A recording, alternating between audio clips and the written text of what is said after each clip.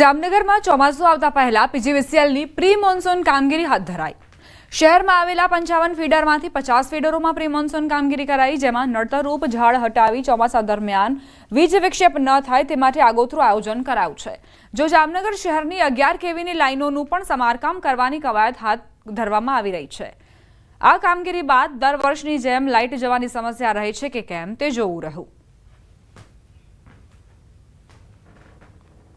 55 urban फीडरो पैकी 50 फीडरों महदअंशे कामगीरी पूर्ण करेली है, ज्यारे बाकीनी कामगीरी कार्यरत है, जे आगामी 10-15 दिवस में चौमासा पहला पूरी करी लेवामां आवशे। आ कामगीरी हेठळ अमे 11 केवी लाइन में ट्री कटिंगनी कामगीरी, लाइनना जम्पर स्विचो मेन्टेनन्सनी कामगीरी करेल छे। रोकाईशुं एक ब्रेक माटे। आप जोता रहो न्यूज़ 18 गुजराती।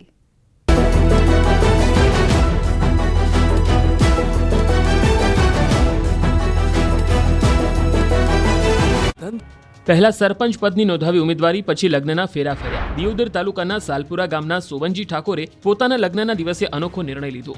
લગ્નના 7 ફેરા ફરતા પહેલા તેમણે સરપંચ પદ માટે ઉમેદવારી નોંધાવી હતી। વરરાજા ડ્રેસમાં ઘોડે ચડીને જાનૈયાઓ સમર્થકો સાથે સીધા દિયોદર તાલુકા પંચાયત કચેરી પહોંચી ગયા। ત્યાં તેમણે સરપંચ પદ માટે ઉમેદવારી નોંધાવી। જાનૈયા સાથે આવેલા સમર્થકો પણ આ દ્રશ્ય જોઈ આશ્ચર્યચકિત થયા। સરપંચની ઉમેદવારી નોંધાવ્યા બાદ ઘોડે ચડ્યા હતા, જેથી વરરાજા ચર્ચામાં આવી ગયા। राज्य में मंगलवारे फरी तंत्रे गुंडाओ दबाणकर्ताओं पर बुलडोजर स्ट्राइक करी हती। आ दृश्यो कच्छना अंजारना छे। अहीं कुख्यात आरोपीओए करेला गैरकायदे दबाण पर जेसीबी फरी वळ्युं। आरोपी मुस्ताक उर्फे मुसियोनाए पोताना अंगत वसवाट माटे गैरकायदे दबाण कर्युं हतुं। आरोपी विरुद्ध हत्यानी कोशिश, रायोटिंग, प्रोहिबिशन, मारामारी जेवा गंभीर गुना नोंधायेला छे, जेथी आरोपीना घरे चुस्त बंदोबस्त साथे 22 लाखथी वधुनुं दबाण दूर कराया बाद बांधकामने तोड़ी पडायुं अने जमीन खुल्ली कराई। आ तरफ भावनगरमां पण दबाणो पर तंत्रनो हथोड़ो चाल्यो। महानगरपालिका द्वारा शहरना धोबी सोसायटीथी बोर तळाव सुधी बाकी रहेला दबाणो हटाववामां આવ્યા। गढेजी शुद्धिकरण प्रोजेक्ट अंतर्गत दबाण हटाववामां आवता फफड़ाट फैलायो। दबाणकर्ताओमां दौड़धाम मची गई। 60 જેટલા કાચા પાકા મકાનો તેમજ મસ્જિદને પણ જમીનદોસ્ત કરવામાં આવી। મહાનગરપાલિકાના 3 વિભાગોના 50થી વધુ સ્ટાફ દબાણ હટાવવાની કામગીરીમાં જોડાયા।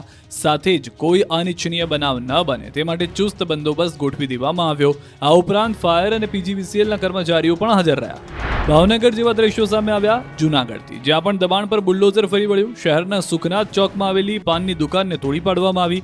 ગેરકાયદેસર બાંધકામ કરી દુકાન બનાવી હતી। મહાનગરપાલિકા દ્વારા નોટિસ આપવામાં આવી હતી।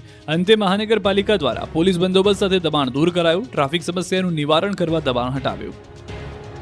અમદાવાદમાં ફરી ગુનેગારોના ઘર પર તંત્રનો હથોડો ચાલ્યો છે। ગુનેગારોના ગેરકાયદે બાંધકામો ઉપર મ્યુનિસિપલ કોર્પોરેશન દ્વારા બુલડોઝર ફેરવવાની કાર્યવાહી કરવામાં આવી। જુહાપુરા વિસ્તારમાં અનેક ગુનાઓમાં સંડોવાયેલા આરોપી નજીર વોરાના જુબેદા હાઉસ નામના ગેરકાયદેસર બાંધકામ ઉપર બુલડોઝર ફેરવવામાં આવ્યું છે।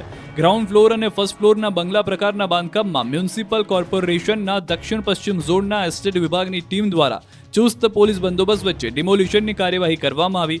આરોપી નજીર વોરા વેજલપુર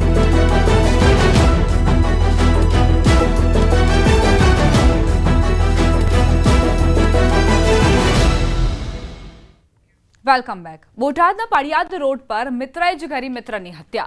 ગઈકાલે રાત્રે પાળિયાદ રોડ સૂર્યા ગાર્ડન નજીક જગદીશ મહેતા નામના વ્યક્તિની હત્યા કરાઈ। જગદીશને ગંભીર હાલતમાં હોસ્પિટલ ખસેડાયો હતો, જ્યાં સારવાર દરમિયાન તેનું મોત નીપજ્યું। મૃતકના ભાઈએ પોલીસ સ્ટેશનમાં ફરિયાદ નોંધાવી મિત્રો સાથે જૂના વેરને લઈ હત્યા કરાયાનું નિવેદન અપાયું છે। હત્યારાને ઝડપી કડક સજા થાય તેવું परिवारजनों मांग करी। मृतकना भाईए मांग करी। हत्या करनार आरोपी ने झड़पी पाड़वा माटे पोलीसे तपास शरू करी छे।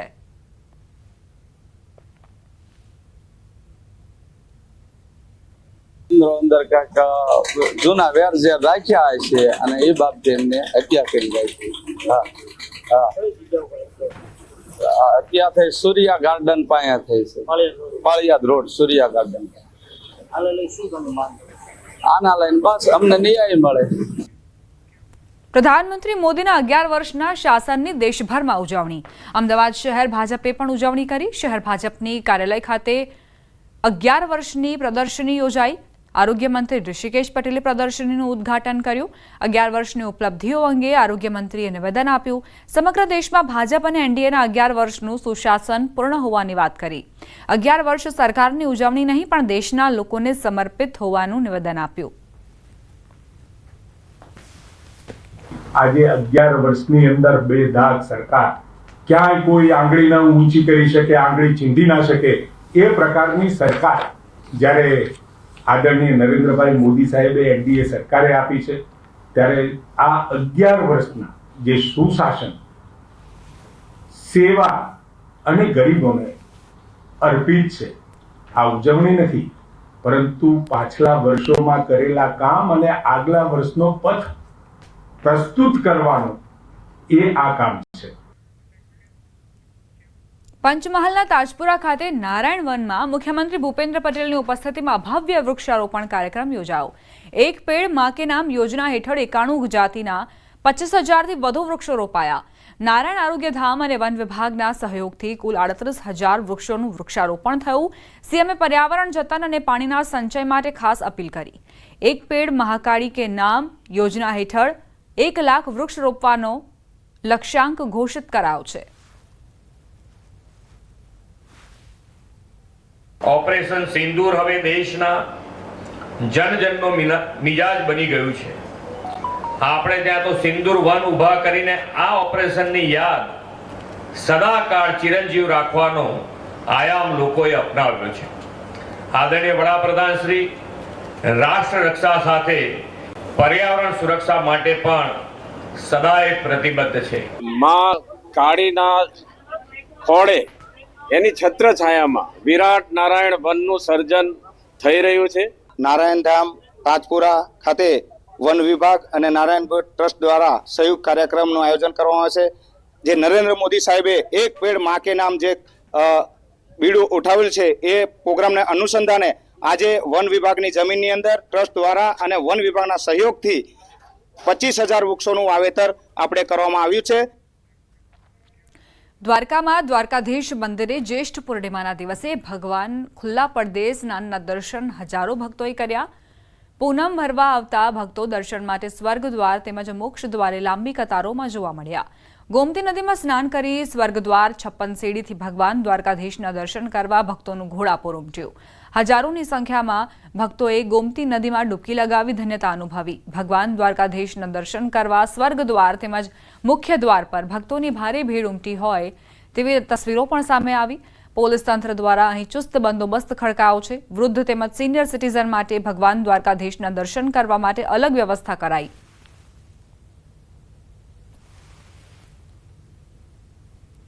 પૂર્ણિમાના દિવસે ખુલ્લા પડદે ભગવાન દ્વારકાધીશજીનો જ્યેષ્ઠ અભિષેક કરવામાં આવે. ખાસ કરીને આંબાના રસ દ્વારા, ઋતુફળ દ્વારા ભગવાન દ્વારકાધીશજીનો વિવિધ પ્રકારની 11 ઔષધિઓ દ્વારા અભિષેક કરવામાં આવ્યો. અને અઘોરકુંડનું ભદ્રકાલીના પટાંગણમાં શોભાયાત્રાની રૂપમાં સમસ્ત પૂજારી પરિવાર, આબાલ વ્રત સ્ત્રીઓ દ્વારા એ જલને અહીંથી લઈ જવામાં આવ્યું અને સરઘસ આકારે ભગવાન દ્વારકાધીશજીના શ્રીચરણમાં અર્પણ કરવામાં આવ્યું. અરવલ્લી જિલ્લાના યાત્રાધામ શામળાજી ખાતે